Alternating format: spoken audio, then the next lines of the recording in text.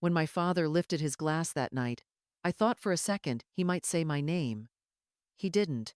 He turned to my brother, smiled widely, and said, "To Alex, the first real soldier in this family." The room burst into laughter, the kind that stings behind your ribs. My mother filled his glass again and clinked hers against his, her eyes glowing with pride. No one looked at me, even though I had come straight from a transport plane that morning, still smelling faintly of dust and diesel. I sat there, my uniform jacket folded neatly over the chair, the edges of my nails still marked by sand from a country no one at that table could find on a map. "You must be exhausted," my mother said, finally turning to me. "Office work can be so draining." I smiled faintly. "Something like that," I said. She nodded, pleased, and turned back to my brother, asking about his upcoming assignment. I didn't correct her. I'd stopped doing that years ago. The steak on my plate had gone cold, the gravy turning thick and dull. My father leaned forward, voice booming with pride. "The Blake name will shine again with Alex in uniform. Not that desk thing Hannah does." His words dropped like stones into the silence that followed. I swallowed hard, pretending to chew, pretending it didn't matter. Somewhere deep down, a part of me cracked just enough to let the truth slip through. I'd led men twice his age through nights of gunfire, but I couldn't survive a family dinner. "Dad," my brother said softly, "Hannah's in the army too." My father chuckled. "Sure, but she's more. Behind the scenes. Support staff." My knife hit the plate louder than I meant it to. "Yeah," I said. "Something like that." I looked at my mother, waiting for her to stop him, but she only gave me that gentle, apologetic smile. The kind that says she loves you, but won't defend you. After dessert, everyone moved to the living room, talking about Alex's future and how proud Dad was to see another Blake man in the field. I stayed behind, gathering plates I hadn't dirtied, stacking them just to keep my hands busy. The chandelier light caught the edge of my reflection in a silver tray. For a moment, I didn't recognize the woman staring back. Later, when the laughter faded upstairs, I stood alone at the table, staring at the half-empty bottle of wine. My mother had said I should drink less because early mornings at the office must be hard. I almost laughed. If only she knew what early mornings in Kandahar looked like. But what was the point? Every truth I carried would only sound like fiction to them. I walked to the hallway and paused by the family wall. My father's Navy photo hung in the center, Alex's training picture already framed beside it. My own was smaller, tucked near the edge, a grainy graduation photo from West Point. The light barely touched it. I ran my finger along the frame, brushed away a thin layer of dust, and felt something heavy in my chest. I had fought wars they would never read about, saved lives they would never count.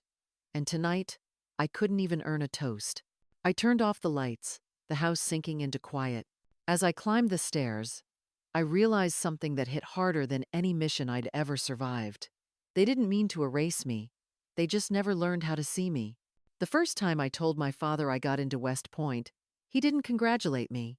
He just stared for a second, then said, "That's a school for men." I laughed at the time, thinking he was joking, but he never came to my graduation. Not because he couldn't, but because he didn't want to. I remember standing in that sea of uniforms, watching parents hug their sons and daughters, while I held my cap in one hand and the silence of my family in the other. My military career started like most do. Long nights, terrible coffee, a constant ache between the shoulder blades. But even early on, I had a knack for calm under pressure. They noticed. I moved up fast. First to lead recon, then logistics, then full operations. By the time I turned 30, I was commanding missions in Afghanistan, twice in Syria, once in Yemen. There was a night outside Aleppo I don't think I'll ever forget. The air was so dry it felt like your breath could catch fire. We lost 2 men to a roadside ambush before we even reached the checkpoint.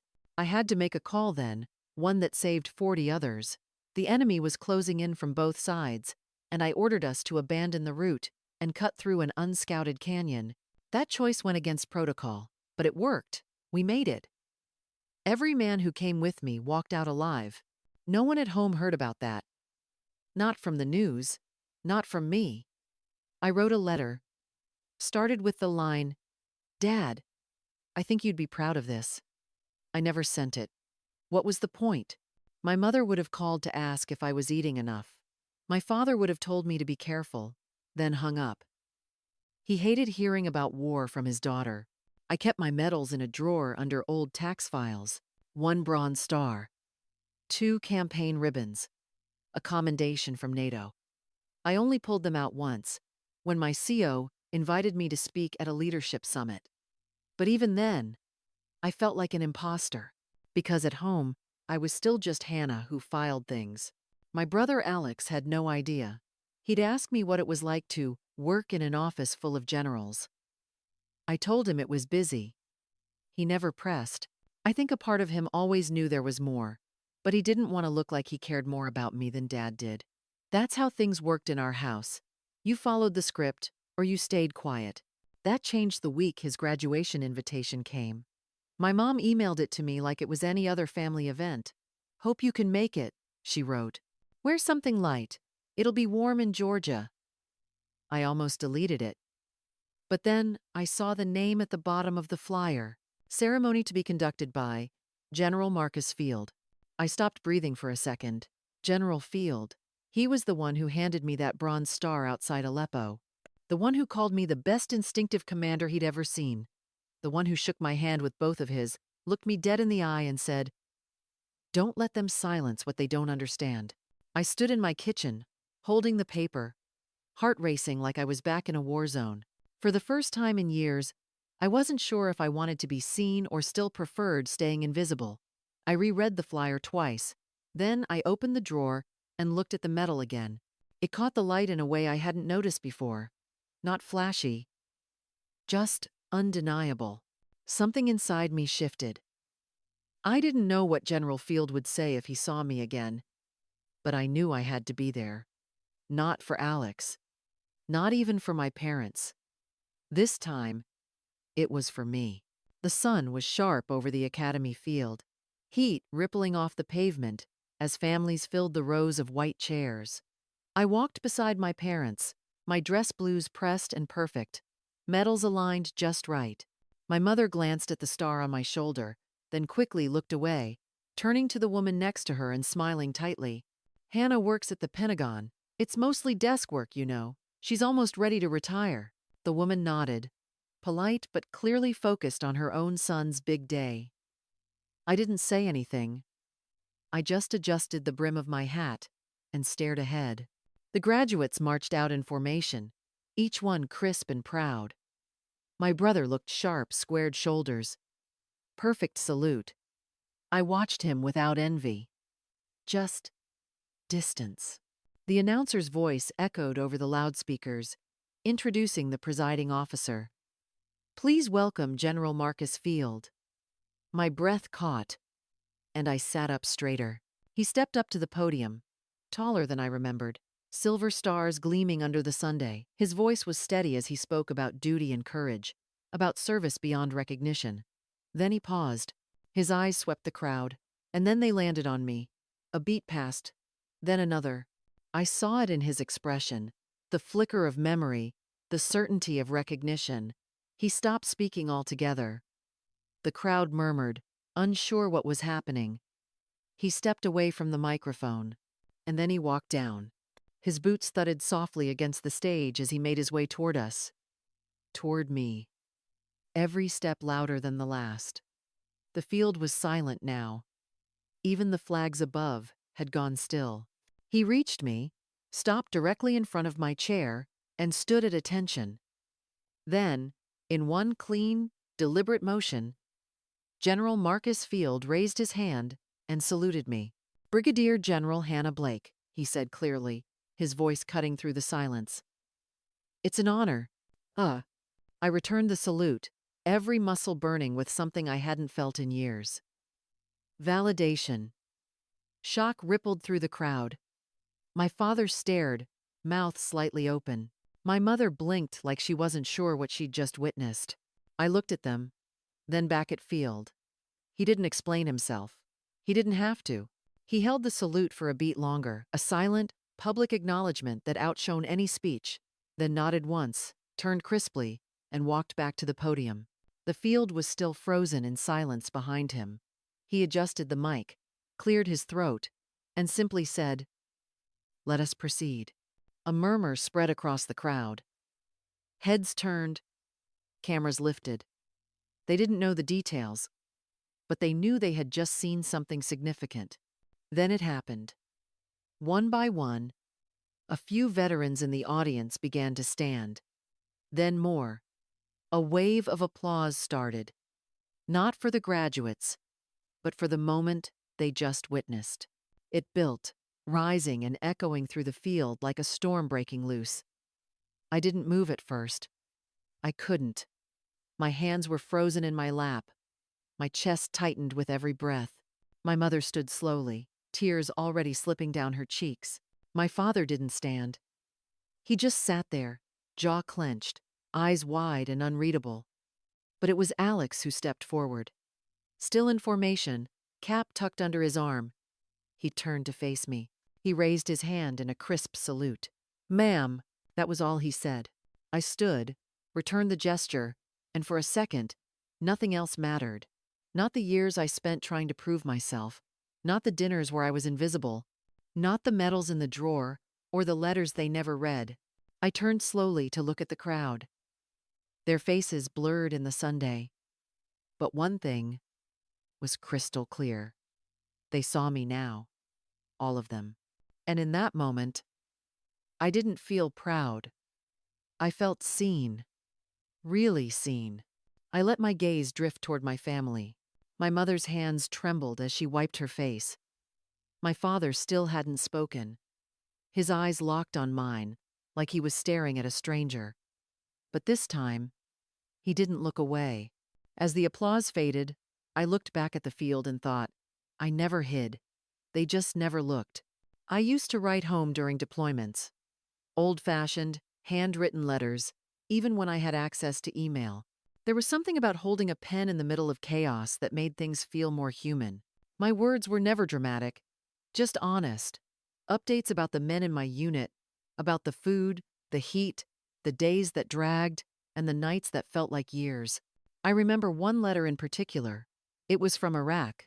We had just lost Corporal Hayes in an IED blast. He was 24, loved comic books, talked about his dog like it was his kid. I wrote about him, about the silence that fell over our unit that night, about how I carried his helmet myself to the evac chopper because I couldn't let someone else do it. Weeks later, my mom replied, one sentence, "Don't dangle yourself over danger like that, sweetheart." That was it. No mention of Hayes. No question about me. I folded her note back into the envelope and never responded. Some silences hit harder than bombs. When I came home, I found that letter again in a box in their basement, still sealed. My original words were never read. The tape on the flap had yellowed. There was dust on the edges. My handwriting looked young, braver than I felt. I didn't open it. I didn't need to. I remembered every line. They never asked about those deployments. Never asked about the men I buried or the ones who couldn't look me in the eye after their first firefight. At family dinners, if I ever hinted at a story, my father would change the subject. My mother would pour more wine and talk about the weather. I learned to stop sharing. I kept my grief folded in the same way I folded uniforms. Clean, precise, hidden, because the people who were supposed to listen had already turned away, and nothing, not even war, felt as lonely as that. My parents found the letter while cleaning out the basement. It was tucked between a box of old photo albums and a dusty lamp no one had touched in years. My mother recognized the handwriting first. She held it like something sacred, like a time capsule too fragile to unfold. They sat together on the couch, the same one I used to curl up on after school. My father opened the envelope carefully, like it might fall apart. He read each line out loud, his voice low, the kind of quiet that only comes when you finally understand what you missed. He stopped twice. Once, after the part about Corporal Hayes. Again, when I wrote, I just want you to know I'm still here, still me, even if I come home changed. He set the letter on his knee, hand trembling slightly. I thought she was just working somewhere safe, my mother whispered. All these years, her voice faded. She didn't need to finish the sentence. The silence did it for her. My father stared straight ahead. She was brave in ways I never understood, he said finally. I thought courage looked like what I did. But hers, it's something else. They didn't say much more after that. Words had done enough damage before. Now they let the silence hold something else, something softer. Later that evening, my mother walked into the hallway with a frame in her hands. The photo was from West Point. I was 22, smiling. The sky behind me was bright, like I still believed I'd be seen. She removed a picture of my brother and gently shifted it to the side. Then she placed mine right in the center. My father stood beside her. He didn't speak, just nodded once, the kind of nod that says, I see you now. The wall didn't look crowded. It looked complete. For the first time, they weren't just holding on to their version of me. They were finally holding me. I came back to base just after dawn. The transport had barely cooled when my phone buzzed with the message, Recommendation for promotion, Major General. I stared at it for a moment, then slipped the phone into my pocket. There was no rush of pride, no need to tell anyone, just a quiet calm, like finally standing at the top of a hill you've been climbing your whole life. I went to my quarters, set down my bag, and sat at my desk without turning on the light. On the shelf above me sat a framed photo, one my brother had sent last week. It was from our last visit home. Alex. Our parents were in the living room. In the center, hung on the wall behind us, was my photo from West Point. Framed and newly polished. I remember when that space on the wall used to be empty. Or worse, filled with someone else's achievements. Now it holds mine. Not for the medals, not for the title, but because they finally saw me as I was. Later that evening, I walked the base alone. The sky was soft, with late light, quiet, and golden. A few young officers passed by and nodded respectfully. I nodded back, not out of habit, but because I remembered what it felt like to be invisible. Inside, I was still the same girl who once wrote letters no one read. But something had shifted. Not in me, in them. I sat by the window that night, watching shadows stretch across the floor. I thought about the word honor and how, for years, I thought it had to be earned through silence, through never needing recognition.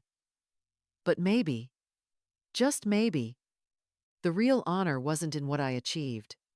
It was in standing tall, even when no one clapped. And somehow, that was enough.